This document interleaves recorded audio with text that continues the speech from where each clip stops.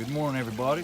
Welcome back to Cape Fear Koi. We have our fourth spawn of the season. The third in 3 days. As you can see, they have made an absolute mess. Everything is shredded. I have at least 2 females spawning this morning. I am using these juniper brushes as my emergency. My other koi brushes have been used, and they are in the hospital bed. But these branches, they're doing their job. You can see the eggs. They're good in an emergency. The koi brushes really work nice because the eggs get deep inside the bristles where fish can't reach them, because these fish will actually go up to these and gobble these eggs up. But there's so many eggs right now that the fish can't keep up with eating all of the eggs at the moment, so that's good news. I did have a small spawn yesterday, small female. Every time she laid eggs, they ate them as soon as she released them, so I wasn't able to save but maybe 200 on those eggs. But that's them spawning over there. They're making a ruckus. This one's getting chased pretty good. This butterfly here.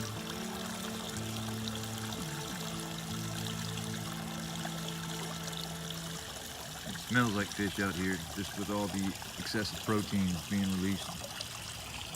You can see here how many eggs have been laid. Even on the rocks, they spray. It's a shame I can't save them. I mean, there's probably 200 eggs just on these rocks and all the edges here. They're all over the place, all over.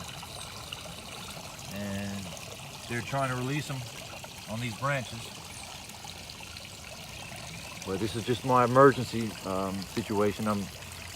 My holding tanks are maxed out with eggs. I've got these here. I'm running out of space. I still have 2 fat females to go.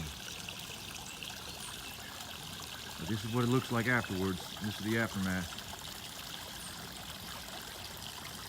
So now I'm gonna grab all these branches, put them in my container, put an aerator on them. Anywhere between 3 to 6 days. The cooler the temperature, the more females you get. The warmer the temperature, the more males you get. So I'm actually going to put them in an extra large cooler, and so I'm going to keep the water at a more temperate temperature there, and then hopefully get more females.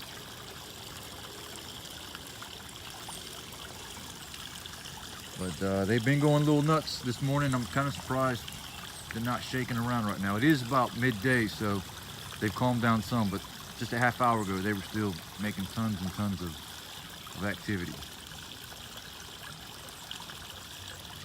Just want to show you what a koi spawn looks like. If you see all this foam and bubbles and all that sort of stuff, chances are there's a spawn happening. If you don't have anything in there to catch, mop heads work. Just even a mess of rags, just give them some sort of substrate to lay their eggs on. And they go right over there.